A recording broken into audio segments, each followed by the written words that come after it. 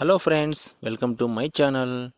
వెంకిపెళ్ళి సుబ్బిసావుకు వచ్చినట్లు మాయా రాజుల పెళ్ళి కావ్య యొక్క చావుకు వచ్చినట్లు అయింది.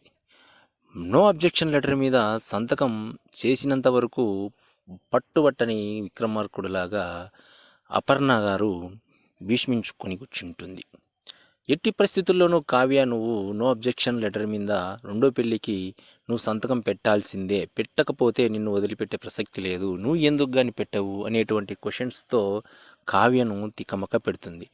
మధ్యలో తన సిస్టర్ యొక్క సిచ్యువేషన్ను అర్థం చేసుకొని స్వప్న ఇంటర్ఫియర్ అయ్యి, ఎందుకు సంతకాలు పెట్టాలి, కావాలంటే నేను సంతకం పెడతాను అని ముందుకు వస్తుంది తన యొక్క సిస్టర్ను సిచ్యువేషన్ను అర్థం చేసుకొని.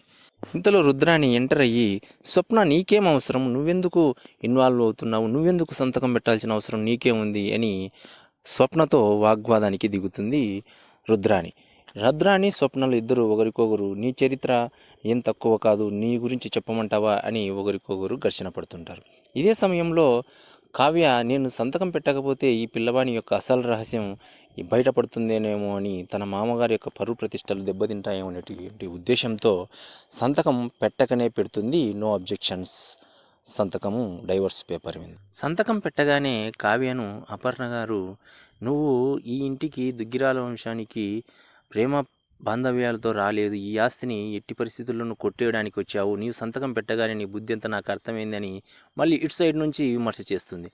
ఏది అర్థం కాని కావ్య బంతో బాధతో దిగమింగుకొని బాధను పంటిలో దాచిపెట్టుకొని రూమ్లోకి వెళ్ళిపోతుంది. ఇంతటితో రాజు కావ్య దగ్గరికి వచ్చి, నువ్వు ఎందుకు సంతకం పెట్టావు అంటే, ఇప్పుడు నాకు మాయతో పెళ్లి చేయాలని నువ్వు నిశ్చయించుకున్నావా, అంటే మాయతో నాకు పెళ్లి అయ్యి తీరుతుందా అని చాలా సందిగ్ధానికి గురైపోయి కావ్యతో డిస్కషన్ చేస్తూ ఉంటాడు.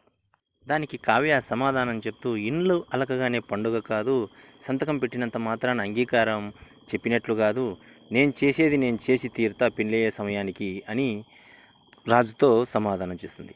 కానీ రాజు టెన్షన్తో, ఏం చేస్తావు అని అంటే, చేసేదే చేస్తాను చూస్తుర్లేండి అని సమాధానం చెప్పి ఇంట్లోకి వెళ్ళిపోతుంది. అది ఏం జరుగుతుందో తెలుసుకోవాలంటే ఈ వీడియోను చిన్న లైక్ చేసుకొని ఈ ఛానల్ను సబ్స్క్రైబ్ చేసుకోండి. Thank you very much. Please subscribe.